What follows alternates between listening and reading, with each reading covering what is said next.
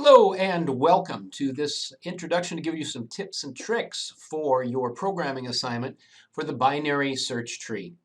Now this is probably the greatest exercise that you will have in working with pointers. So we're going to have pointers that point to the left, that point to the right, that point to the left, to the left, to the right, to the right. And so we've got to keep all of this in mind.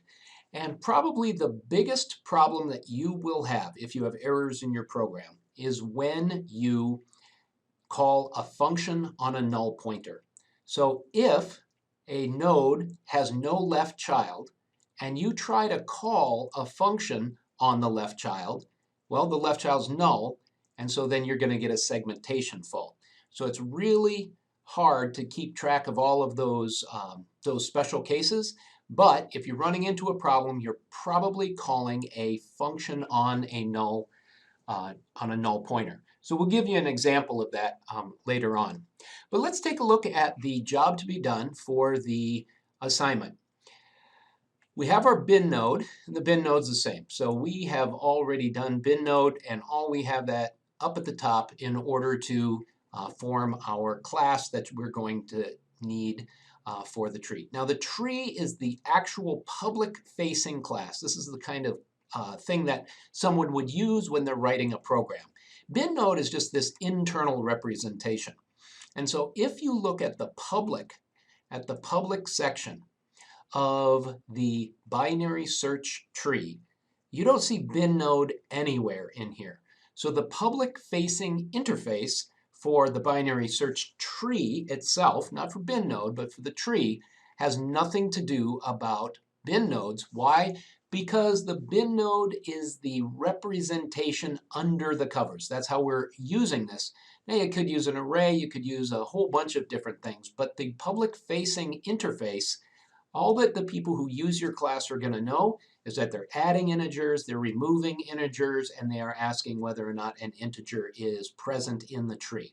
In this case, we're using integers. So we are just basically, with the public functions, all we're doing is checking to see whether or not integers are added. We're adding integers, removing integers, and so forth. So nowhere in here is there bin nodes. That's why we have a lot of private functions, because the private functions all deal with bin nodes, but we're hiding that implementation behind a common interface. So let's take a look at the job to be done. Here you've got your public functions.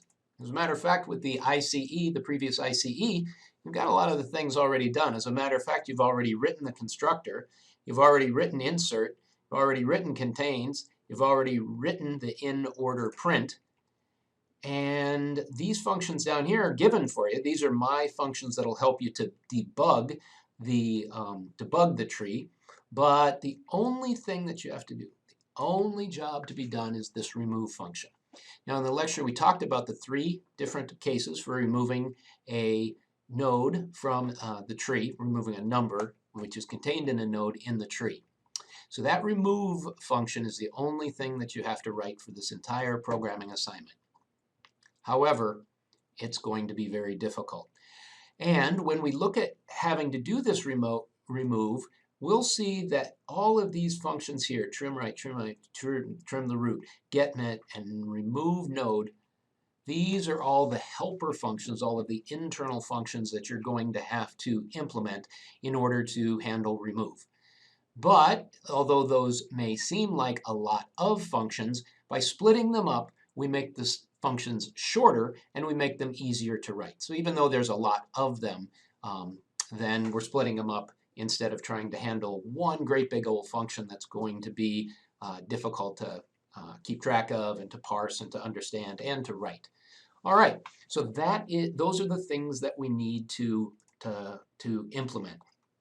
So for this, remember that for something like a public function insert, all insert is really going to have to do is call insert node on the root. So this is the private functions is where the major portion of the work is going to be done. And basically all 4 of these functions with insert, contains, print, and remove, those are just going to be the starter functions. That just gets the starter pistol going in order to call them on the internal tree. But the public does not ever have as an argument anything with a bin node because all they care about is integers. So we go down, you've probably already done this, but in case you had some problems with your insert function when you were writing it for your ICE, I want to talk about how we do that and then what is involved in the insert function. Well, first of all, we have to consider the insert is just going to call insert node. So where's my insert? Is down here a little bit. And it's already got this in here for you in the skeleton. So insert, the main job is to just call insert node, and it calls it on the root. And the reason why we have an internal function is we want them to be recursive. And for them to be recursive, you have to give them a bin node because a bin node kind of forms a tree internally, even though it's not the external interface tree. So normally you'd say, this is all I need to do. Just call the recursive function. But there is one special test case, which is if root is null, then you don't want to call a function on that null. So if the tree is empty, the root is going to be null. And so then we just have to stick the new node that has the value of x as the payload as the root of the tree. Then when you call it a second time, well, then it'll end up calling insert node on that now non-null root variable. Okay? And so you should have done insert node from your ICE, but to give you a little bit of help, I'm going to talk about the insert node.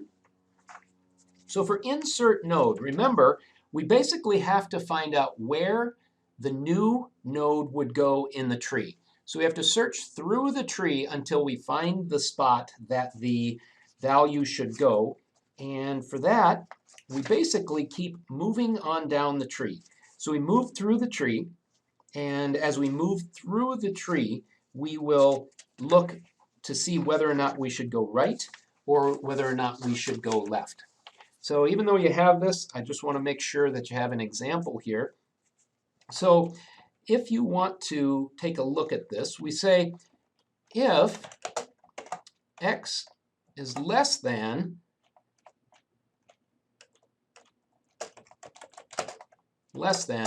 my node get data. Okay. So if the value is less, then we want to go into the left subtree. So well, this is your left, but anyway, we want to go into the left subtree. So that's where we want to keep going.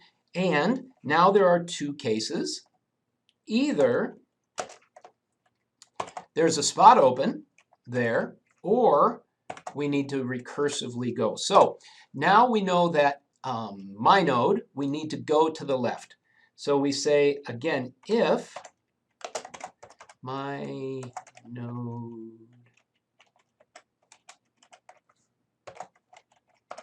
get left, okay, if that's equal to null, then we've now found our spot to go to.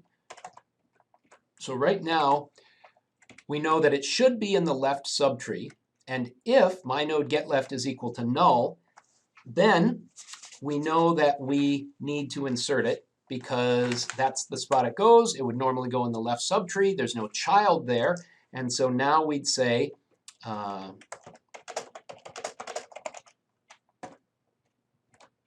so then we would make a new one.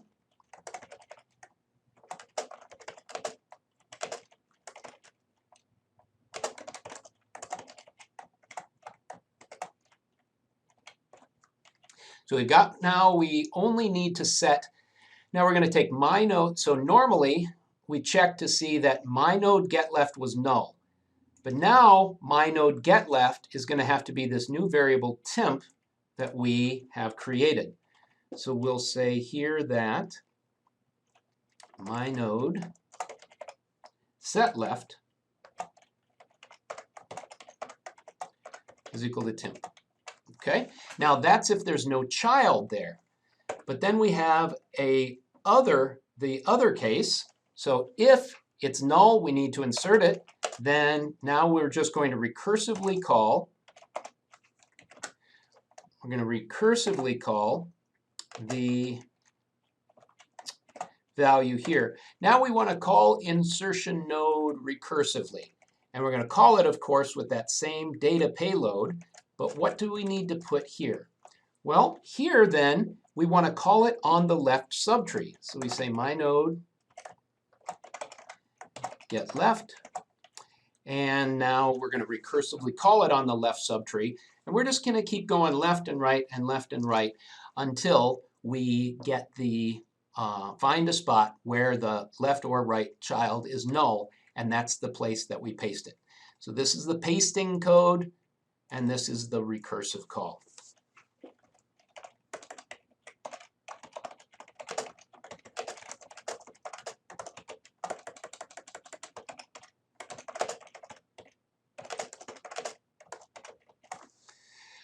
All right, and then we're going to have the same thing here for this.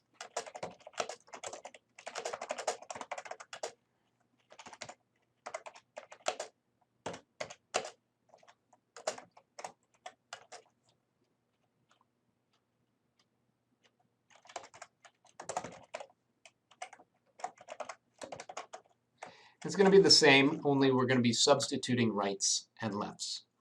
So that is an example, and what I wanted to emphasize was that with this, the public function insert really only calls our recursive function on the root, but we check to make sure that the root is not null. Okay, so what are all these other functions? What are all these other functions here? Trim right, trim left, trim root. First of all, forget about trim root at the until the very end. What you're going to do is when we have the remove node will be called by remove.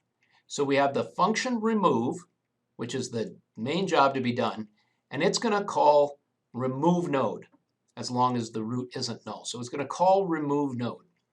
And that is going to be the recursive function. That recursive function will always be checking the children to see if it is the node that we are looking for. And if it is the node we're looking for, if the child is the one that we're looking for, what do we say? We say, does that one have one child, zero children, or two children? And then we handle the three different cases. Remember, if it's a leaf, then we can just delete it. If it's an elbow, then we promote the grandchild to child. And if it has two, then it has two. If you have the situation with two children, then you're going to need this trim left and the trim right. Okay. We also need this getMin function. Now this one is not too bad to write. So getMin gets the minimum value in the subtree. And we're going to need that because remember with the two children case, if we're trying to remove a node that has two children, then what we need to do is find the minimum value in the right subtree and replace it, and then recursively call on the following value. So why do we have trim left and trim right? Well, that's because we have to be the parent looking down to find the node that we're looking for. Because if we trace down and then we say, okay, I'm going to call remove node on the node that I want to remove, then I'm stuck because I have no pointer back to the parent. Once I get beyond the parent, then I am no longer able to, if I am the parent, then I can look down and manipulate my tree. But if I get too close, if I get all the way down, and if I get to a node and it says, oh, I want to remove myself, how do I do that? Well, I can't do that. So you got to keep in mind that you're always looking down to the children. So don't ever call remove node on the node that you want to be removed. You're really only looking at the children to be removed. So with this then, we've got, let's talk about trim left and trim right. What does trim left need to do? Now, I want to emphasize to you that these comments were made to make your life easier. To make your life easier. Do not, please, for the love of everything that is sacred, do not just look at each of these and say, okay, cases, okay, all right, well, case 1, left child, set left child, okay, well, it says, this sentence says left child, okay, well, let's see, okay, now let me just start typing and pray for the best. Okay, I'll run it and see if that happens. No. Please make sure that you understand all of these values before you go on. And then you say, oh, case 2b, I don't really understand what he means, but let me just start typing to see whether or not I can figure it out. No. If you don't understand what the job to be done for each of these different hints are, then the job to be done is to understand them. Never start writing code if you don't understand the task at hand. Okay? Now I'm going to give you a little hint. So what this trim left does, okay? It says, for trim left, it says, my left child is the node that I want to remove. So I want to trim my left child. I'm going to trim my left child. And if I know the left child is the one to be trimmed, then okay, now I can check my left child and see if it has 1 child, 2 children, or 3 children. So what I would really do, because you're going to get a lot of these, get left, get right, get this, get that. So I would say, so you would create a bin node, and you'd say bin node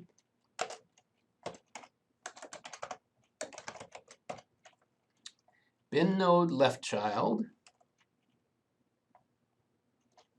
equals my node get left. Well, that's good, because now we have a value left child.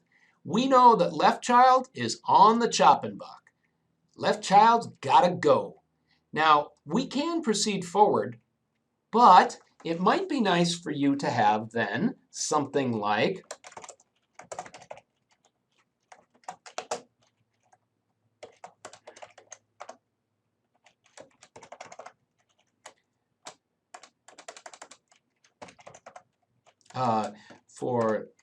so that left's, it's hard to write this out, so left's, this is, so we can call it the left grandchild, which means it's left's left grandchild. Now we'd say that's the left child get left. And now we'd say bin node right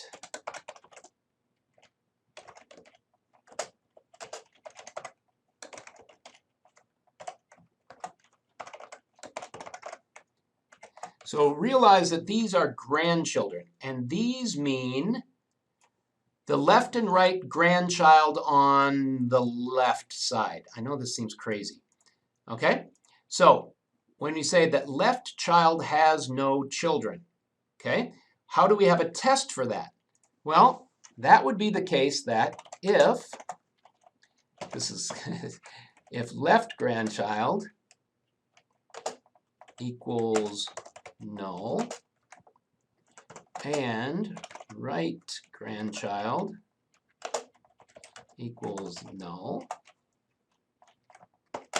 and that's the test for it there.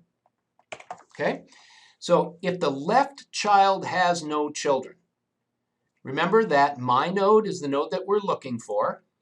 Left child is the one that's got to go. This is the one that we're going to delete, clobber. And then the left child's right and left children. That's why we called it grandchild.